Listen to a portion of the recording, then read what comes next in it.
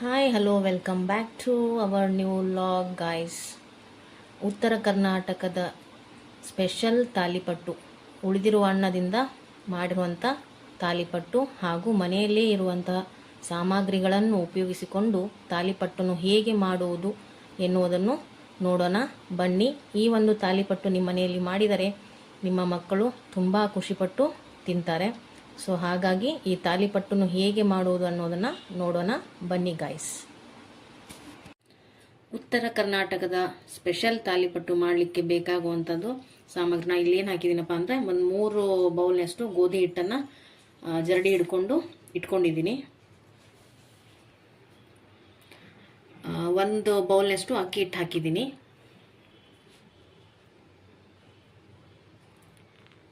ಇದು 3 table spoon ಅಷ್ಟು ಹಸಿ ಕಡಲೆ ಹಿಟ್ಟು, ನಾವು ಹಸಿಬೇಳೆ ಹಿಟ್ಟು ಅಂತೀವಿ ಉತ್ತರ ಕನ್ನಡ ಸೈಡ್, ಈ ಕಡೆ ಎಲ್ಲ ಕಡಲೆ ಹಿಟ್ಟು ಅಂತಾರೆ. 3 ಸ್ಪೂನು, ಟೀ ಸ್ಪೂನ್ ಅಂತಾರಲ್ಲ ಅದರಿಂದ. ಮಿಕ್ಕಿರೋ ಅನ್ನನ ಹಾಕ್ತಿದ್ದೀನಿ. ನಮ್ಮ ಉತ್ತರ ಕರ್ನಾಟಕ ಸೈಡ್ ಏನು ಮಾಡ್ತೀವಿ ಅಂದರೆ ತಾಲಿಪಟ್ಟಿ ಮಾಡುವಾಗ ಮಿಕ್ಕಿರೋ ಅಂಥ ಅನ್ನನ ವೇಸ್ಟ್ ಮಾಡಲ್ಲ, ನಾವು ಇದು ತಾಲಿಪಟ್ಟಿಗೆ ಯೂಸ್ ಮಾಡ್ಕೊಳ್ತೀವಿ. ರೈಸ್ ಹಾಕ್ತಾ ಇದ್ದೀನಿ. ಅಜ್ವೈನ್ ಹಾಕ್ತಿದ್ದೀನಿ, ಒಂದು 1/2 ಟೀ ಸ್ಪೂನು. ಇದು ಒಳ್ಳೆಯದು ಹೊಟ್ಟೆಗೆ. ಜೀರಿಗೆ, ಅರಿಶಿನ ಪೌಡರು, ಧನಿಯಾ ಪೌಡರು 1-2 ಟೀ ಸ್ಪೂನ್ ಹಾಕ್ತಿದ್ದೀನಿ. ಚಿಕ್ಕದಿದೆ ಇದು. ಗರಂ ಮಸಾಲ, ಇದು ಕೂಡ 2 ಸ್ಪೂನ್, ಚಿಕ್ಕ ಸ್ಪೂನಿಂದ. ರುಚಿಗೆ ತಕ್ಕಷ್ಟು ಉಪ್ಪು,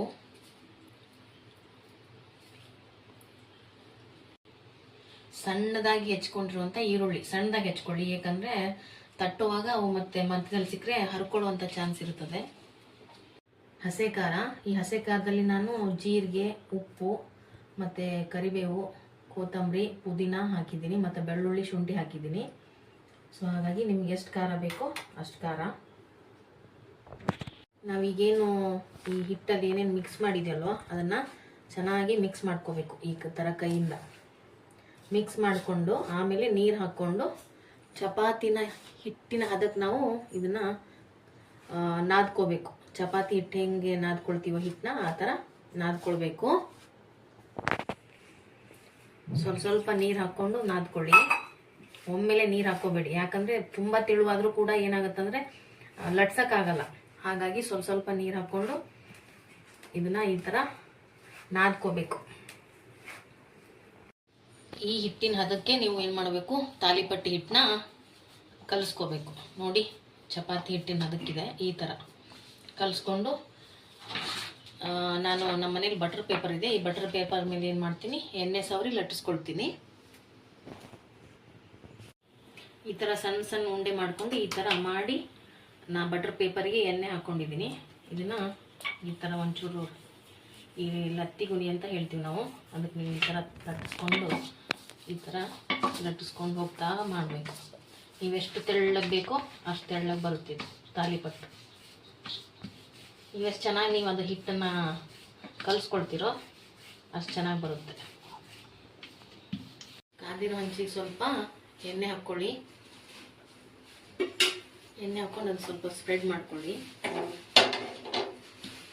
ಇಲ್ಲಿ ನೋಡಿ, ನಾನು ಎಷ್ಟು ತೆಳುವಾಗಿ ತಟ್ಕೊಂಡಿದ್ದೀನಿ ಅಂದರೆ, ನೀವು ಕೈಯಿಂದನೂ ತಟ್ಕೋಬೋದು, ಇಲ್ಲ ಲತ್ತಿಗುಣಿಯಿಂದನೂ ತಟ್ಕೋಬೋದು. ಈ ಥರ ನೀವು ಈ ಥರನೂ ಹಾಕ್ಕೋಬೋದು, ಇಲ್ಲ ನೋಡಿ ಈ ಥರನೂ.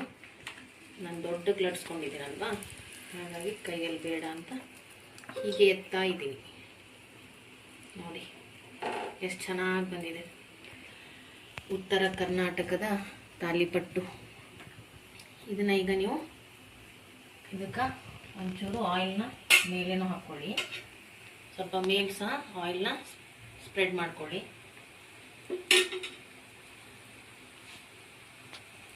ಈಗ ಇದನ್ನು ಟರ್ನ್ ಮಾಡ್ಕೋಬೇಕು. ನೋಡಿ, ಈ ಥರ